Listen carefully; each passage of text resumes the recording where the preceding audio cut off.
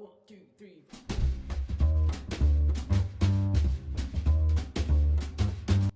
Hi guys, my name is Keith Neurotis, known as the leader and superior of Club LASM, aka lover of animated shows and movies, and I'm here with Jason. Hello there, guys and gals. I'm Jason Stevenson, host of a semi-popular YouTube channel known as Jason the Cartoon Fan. If you don't know me, as this is only my second appearance on these podcasts, I recommend that you check out my two own videos analyzing Amphibia in order to get the full context of the viewpoints I'll be delivering here. Keith will put links to both of them in the description. Ultra Flame? Hi, I'm Ultra. I'm the one who made the thumbnail to this video. At least I think. Yeah, I'm the type of person. Well, if you don't know me, but this is only my second appearance on this podcast, and I'd recommend you check out my YouTube channel, which so far I just upload storytime video.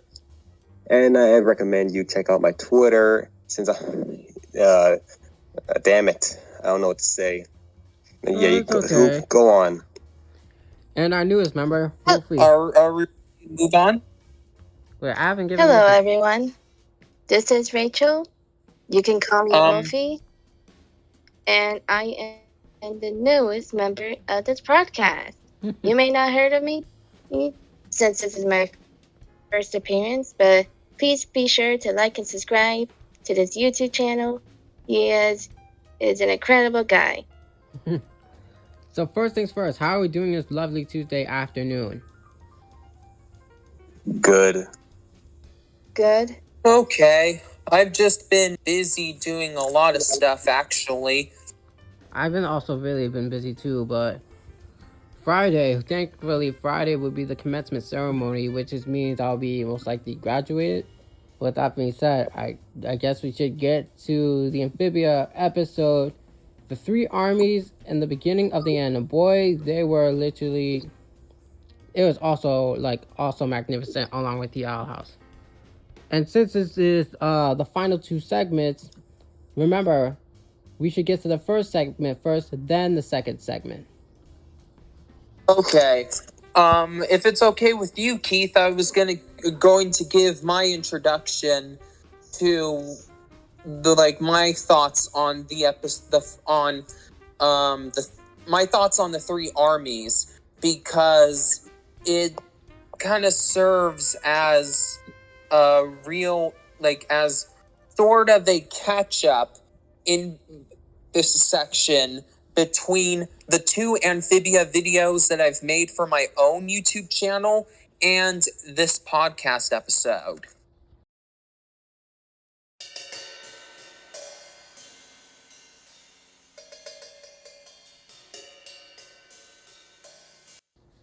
If you've already seen those videos, then it's no secret that I love Amphibia with a burning passion. I jumped into it just trying to find a new Disney cartoon to be obsessed over after Star vs. the Forces of Evil ended on, shall I say, quite the sour note.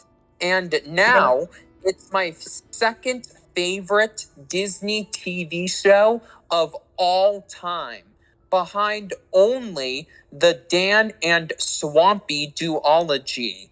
I admire its imaginative world, top-notch comedy, creative takes on overused story ideas, and of course, sincere heart. I'm not sure if this is a hot take or not, but this show is filled with so many layers of intrigue, it puts even Gravity Falls to shame. Though, to be fair, GF does have more intelligent comedy in my opinion.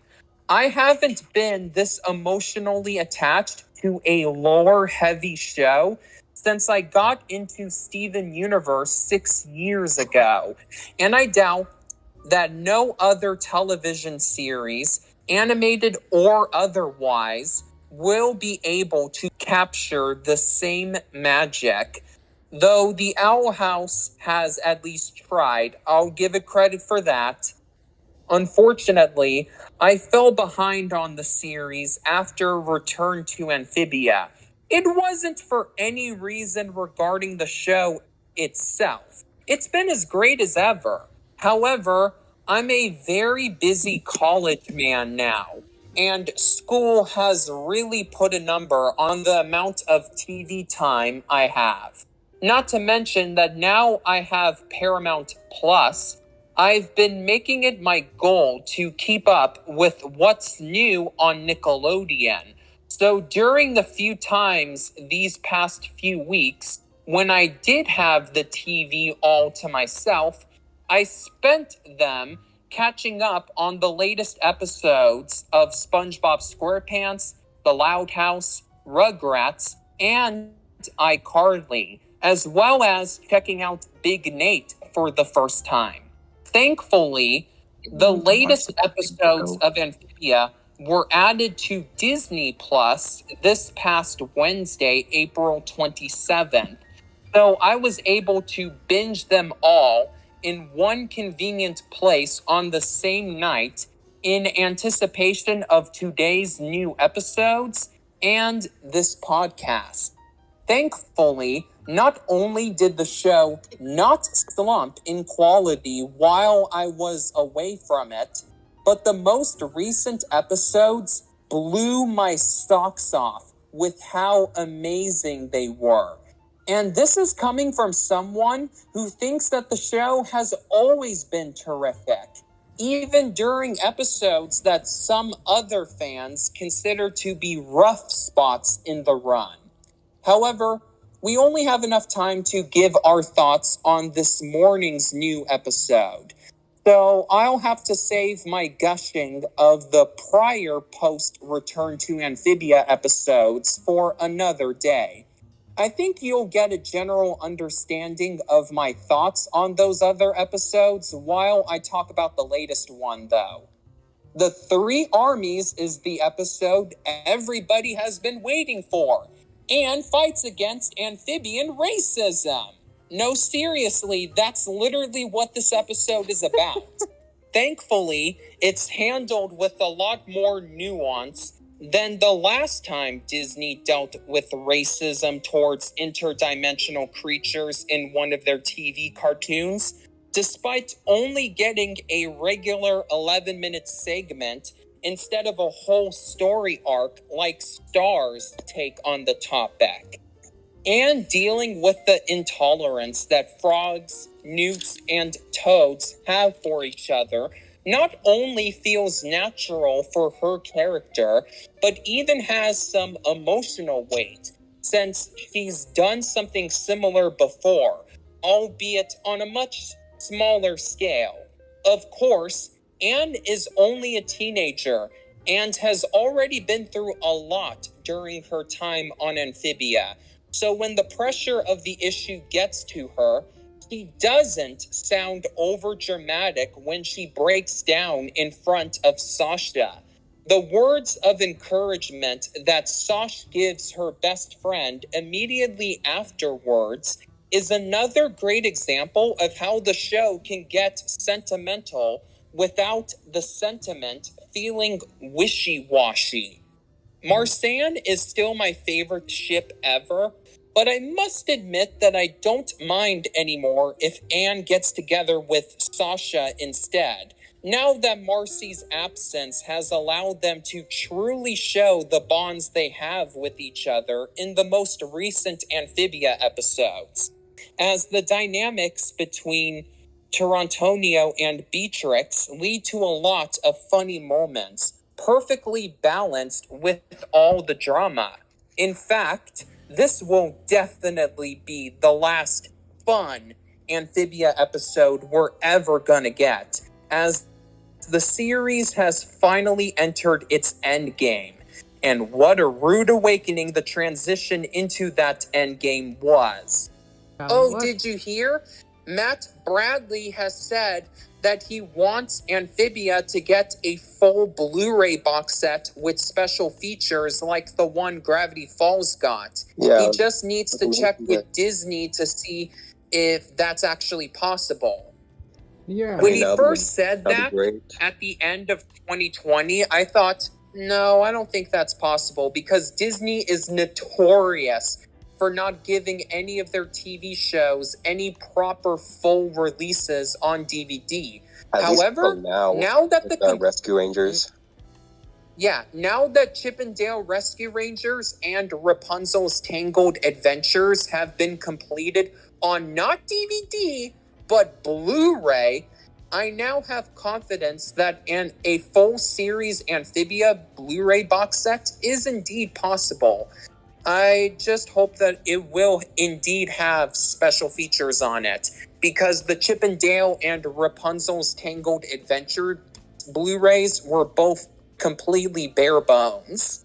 If there's one lesson to be learned from the Three Armies, it's not what kind of amphibian you are on the outside, it's the kind of person you are inside that counts. Think they'll ever learn that lesson in the real world? Oh yeah, when humans get as smart as frogs. Oh, jeez. Thankfully, Super Saiyan were able to get them to snap out of it, just like stop fighting. Yes, like I did not think you guys all got the reference, right? Yeah. Yeah, I know. It's from Adventures of Super Mario Brothers 3. Oh, yeah, God. except that Amphibia's take is a lot more natural. And like, it doesn't feel better forced. Overall. I agree. Like, doesn't feel forced as of, like, doesn't overstay its welcome type of force. That's what makes it good. You know, one of these days, somebody ought to make an animatic for that. Like, the alternative ending to the Three Armies, in which Anne delivers that exact same speech I delivered with the UberDuck text-to-speech AI. Who knows? Maybe I can do that. I do animatics on my YouTube channel. Oh, yeah, that'd be great. I love to see that. Just make sure to give me credit for the idea if you do. Well, in my art style, a very simple art style of like stick figures. Well, when I was watching the Three Armies, I was still wrapped up about the cliffhanger. What happened in the Outhouse? I tried to most likely focus on Amphibia. Thankfully, I was able to rewatch the Amphibia episode to be more further in depth of what's going on in that episode. Because it's hard to keep track, to focus one show or the other, you know? Yeah, it's pretty much the same deal I have, except that it's multiple different shows instead of just the one that I'm watching alongside Amphibia. Like I've said, I've been taking real advantage of having Paramount Plus by catching up on what's new with Nickelodeon. Since I don't have access to cable all the time, like there are only a couple of rare instances when I visit relatives of mine when I have access to cable. For the most part, I just have streaming services and physical media. That's exactly what I have to deal with too. I think I have some family members that still have cable for some reason in the year 2022, and when I look on their channels and see stuff like Cartoon Network, oh my God, it's terrible. Canadian Cartoon Network is the worst. Well, that's because they have to air a bunch of those lousy late 2000s, early 2010s Teletoon and YTV originals in order to fulfill CanCon requirements. Wow. Yeah, that means they have to air garbage shows like Sidekick or Scaredy Squirrel. I actually really like Sidekick. I honestly did not understand what the hate for that one was. Scaredy Squirrel, though, oh yeah, I definitely agree about that one being bad. That show is a disgrace to the book series, since I loved reading the books when I was in grade 1. And then the show came on and, whoa, what's this? A show based on my favorite book series? I gotta watch this. I imagine that's how a lot of Wayside fans felt when they watched the cartoon for the first time. Oh yeah, I forgot Wayside was based on a book. Oh, Wayside. Yeah. I actually Also- really enjoyed Wayside, though. Same. Like, I love that show. When it comes to Wayside, I read the books and watched the cartoon at around the same time, so I just accepted the fact that they were different and never looked back on that. I had no idea Wayside was based on a book until I was in the 4th grade when I saw it. Like, I was like, wait, what? This is a book? I never But I read didn't about read it though. Also, I need to I've heard that there's an Adult Swim channel in Canada, but it kind of suffers from the same problems as Canadian Cartoon Network, where It's there not isn't a lot of the actual original stuff Adult Swim is known for filling up the airtime. Yeah, they had, for some reason, they aired John Callahan's Pelswick, which isn't even an adult show, that aired on Nickelodeon. It's Nickelodeon, I know. Yeah, like, I mean, what's it going aired on? in the US on Nickelodeon, but I know it was made in Canada. I mean, yeah, and the show does have its dark humor. At least I think it does have dark humor. But still, it's out of But hey, out of place. At least they air Clone High to fulfill the CanCon requirements. If Nelvana continues to co-produce Clone High with MTV for the revival, I'm pretty sure that in Canada, the new season of Clone High for HBO Max will air new episodes on Adult Swim. Just like, I think a couple of other adult-oriented HBO Max originals, like the animated ones, have aired on Adult Swim too over in Canada, since HBO Max still hasn't launched there. They'll probably never launch there since they're Warner Media. I mean, Warner is like licensing out their content to the service Crave over here. That's where a lot of the HBO Max shows like Peacemaker are on. When it comes to Amphibia, I will say that my favorite moment is when the Newts and Toads and the Frogs have came in to drop off their weapons to Polly, but when they started the fight, they just went to Polly, and Polly just was like, get your free weapons. Polly is just literally the hilarious part. The only hilarious part of the episode. Yeah. Well, like I've said, my personal favorite part of the episode was the heart-to-heart Anne and Sasha had. Where, Anne is all like, no, I can't do this. And then Sasha's like, yes, you can. I'm trying to salvage the friendship with Marcy. Because they feel they are also responsible for Marcy's decision. Yeah, we're going to talk about that when we get to the beginning of the end. Are we ready to move on? Yes. Yeah, hold on.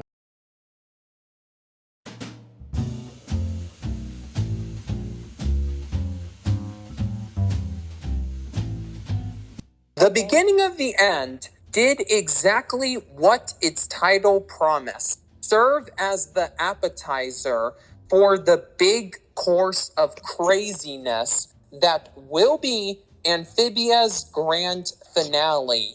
Every piece regarding what will hopefully be tackled during the show's final bow was put together quickly enough to lack padding, but also at a pace that keeps things from feeling rushed, which is an accomplishment for something that's only 11 minutes long. I can say that the beginning of the beginning part of the end, like the very first thing we saw was a legit flashback when Marcy in the game was watching the favorite movie. I mean, pretty much it's most likely Marcy's favorite movie on the flashback. The duo just doesn't seem to care about the movie. Like, it broke my heart to pieces to see that flashback. Like, it was emotionally hurting to me because I could relate to that. Yeah, oh my lord, that flashback. Ever since I finished posting my in-depth analysis of Marcy Wu as a character, I knew that we were eventually going to see a flashback showcasing some additional reasoning behind Marcy's motives. And as soon as I saw that flashback, I was all like, knew it! I knew it! Yeah, like, it broke my heart. Like, what doesn't make sense to me about the flashback is that they were literally just having a pillow fight while Marcy just literally tried to talk to him about her favorite parts of the movie, and then seconds later, they just fell asleep. Like, they don't want... It's like they're acting like they don't want anything to do with the movie. Even sleeping on Marcy's favorite part, that triggered me the most. Now I can clearly see why Marcy did what she did. I feel like there's more to a story than just the movie. Yeah, I believe so. I think that there's been problems with it for a while. I think a part of the reason why Marcy did what she did is because she wanted to have, like, just wanted time to show Anne and Sasha the stuff that she enjoys doing. I know that her tendencies lead to her making them want, or like she tries to make them do a bunch of different stuff that they don't want to do. And there should be a good balance between doing things that every person in a friend circle wants to do, but that balance isn't there anymore, at least according to the flashback. So I think what will happen is, like, I think what will happen is, like, Anne and Sasha are going to talk to Marcy about this, and, like, the three of them are going to come to an agreement that the three of them should be able to have equal time to do everything that all three of them want to do without one person's wants overriding the others. I think I remember Reunion. I think I literally saw something like that with Sasha's part. Like, I think you can see that. Like, what you're trying to tell me. It got me reminiscing about Reunion, the season 1 finale. Well, basically, every episode after Return to Amphibia showcased Sasha learning to be a better friend to Anne. I mean, like, trying to improve on their relationship after everything that happened.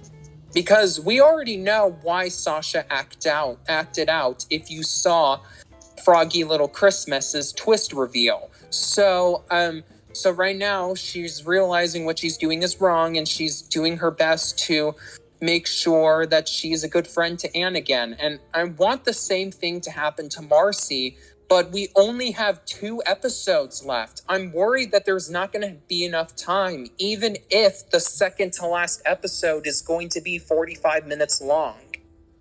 Like you said, 48 minutes long, whereas the final episode, the hardest thing, will be 29. So I don't know how all that is going to be impacted within the 48 or 29 minute long episodes.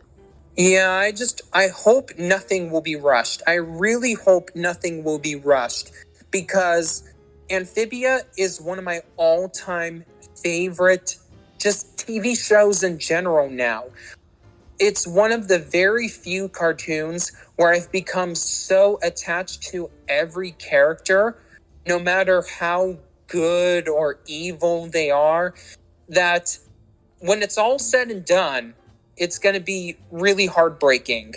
And that's part of the reason why I'm okay with shows that I watched as a kid and are still going to this day. I don't mind that they're still going, because, you know, there's always that sense like, oh, there's that childhood show I like, and it's always going to be there for me to comfort me, even if it's not as good as it used to be.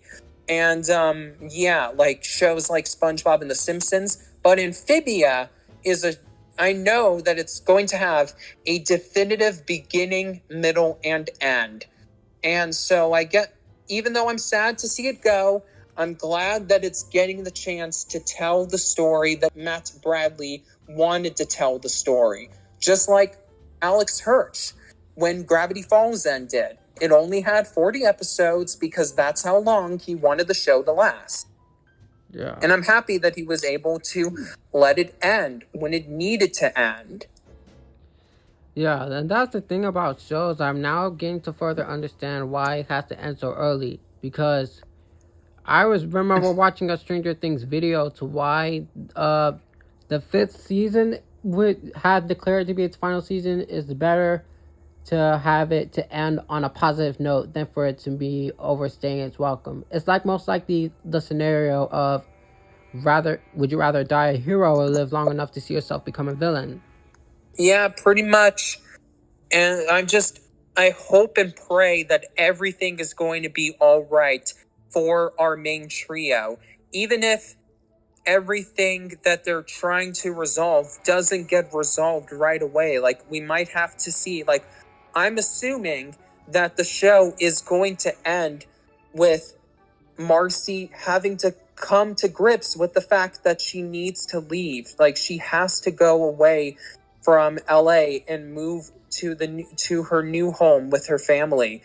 So when that happens, I'm hoping that we'll see a flash forward immediately afterwards, showing that just because she's away from Anne and Sasha doesn't mean that the three of them aren't friends anymore. Yeah, speaking of Marcy's parents, like throughout season 3A, we still don't know what happened to Marcy's parents. Are they still in LA or did they just already move? Like, I'm still trying to figure out where her parents at. Maybe since, the ending of the beginning of the end shows that, King Andreas has finally managed to enter Earth. Maybe that's when we'll see Marcy's parents for the first time. Because we haven't even actually seen them yet. We've only heard their voices. Yeah, we heard their voices for True Colors. Was that right? Which I guess is more than what I can say about Sasha's parents. Yeah. Like, oh no, how are they going to resolve that? Oh. Yeah, how are they going to respond with you their only have only 90 girl? minutes, Matt. Don't meander around. Don't meander around. I want this to be great. I want this ending to be great. If the show completely drops the ball like Star versus the Forces of Evil did, I don't know what I'm going to do with myself. I'll probably curse up a storm and then go online and rant all about it. But, I have the trust, Matt, and everybody else who's in charge of the show that it won't end that way. Yeah, I trust Matt that his story will most likely end on a very good note that will have the conclusion that they needed, that we all needed. Let's be thankful that it won't have a disappointing ending like Star Versus or following it up with something like the equivalent to Shaolin Chronicles or Lego Batman 3, since those were disappointments as well. But next week, I really hope we will all get popcorns and tissue paper ready, because All In is going to be hopefully everything that we talked about is going to most likely uncover will unfold in All In, because the hardest thing is 29 minutes.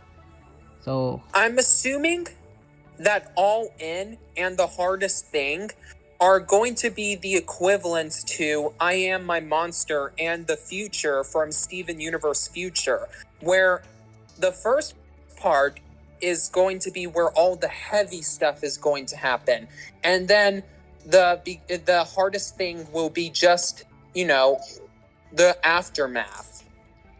Yeah, and a similar thing I remember happened with Kid Cosmic as well, with season 3 episode 5 being the battle and the series finale at episode 6 being the conclusion, like the aftermath. So something tells me it will most likely happen with All In and The Hardest Thing. And after Amphibia and the Owl House end, we're still going to have Big City Greens, The Ghost and Molly McGee, and Miraculous Ladybug, and I'm hoping that those 3 shows will keep the channel alive for a couple of more years while Disney Television Animation is busy working on some new projects for Disney Channel. I'm really surprised they still have a lot of faith in Cape and Disney Channel. Me too. Yeah, like, they're doing the best out of the big 3 children's channels in regards to their efforts to keep the cable alive. because now Nickelodeon and Cartoon Network have most of their stuff premiering new episodes on HBO Max and Paramount Plus ahead of the television premieres. Like, really ahead of the television premieres. And even through its recent controversy with the Doja Gay bill and stuff like that, Disney has still managed to give us more entertainment, more like the animation content, you know?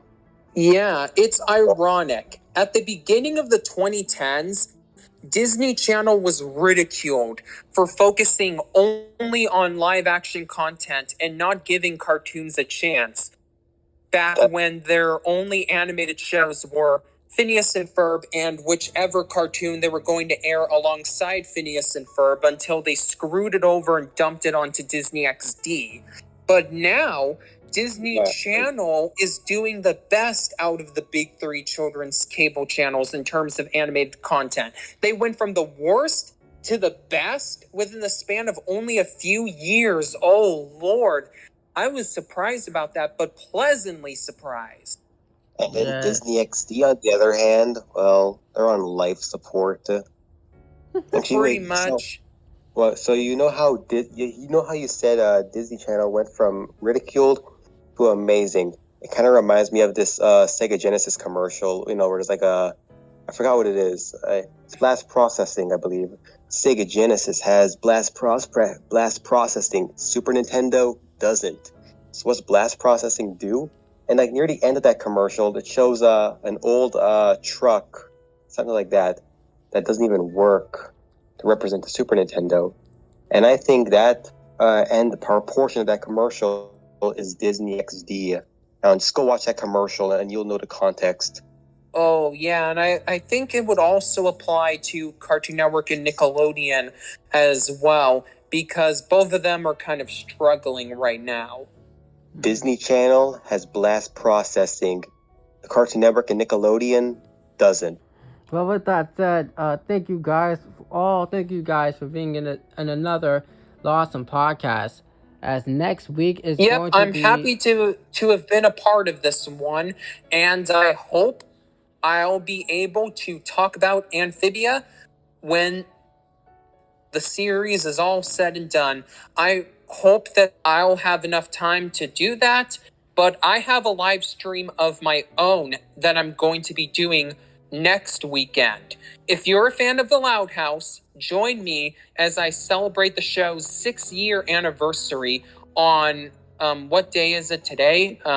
Okay, so I believe it's hold on, let me check my calendar because I'm not quite completely sure. It's this upcoming weekend, next Saturday. Okay, so next Saturday, May 7th, join me as I dive deep into a reflective look at The Loud House and why that series has meant so much to me over the past few years, despite it not being technically one of the greatest animated shows ever. It has a lot of special intrinsic quality to me that's kind of hard to pinpoint.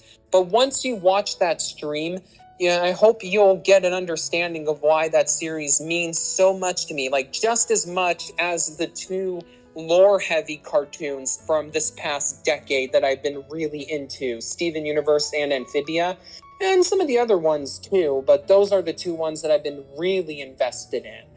Well, like I said, Keith, thanks for having me, and I hope you all will enjoy the content I'll be producing for my YouTube channel. Make sure you're subscribed to it if you haven't already done so, because I do a lot. I do pretty much everything. I upload clips, I upload old recordings, and I cover my physical media collection and deliver my thoughts on other animated shows. Primarily ones that have already come out on physical media, so I can tackle both the show and the DVD or Blu-ray release of the series that I'm covering. My username is Jason the Cartoon Fan, and until next time, I'm signing off. And with that said, I will also bid you peace.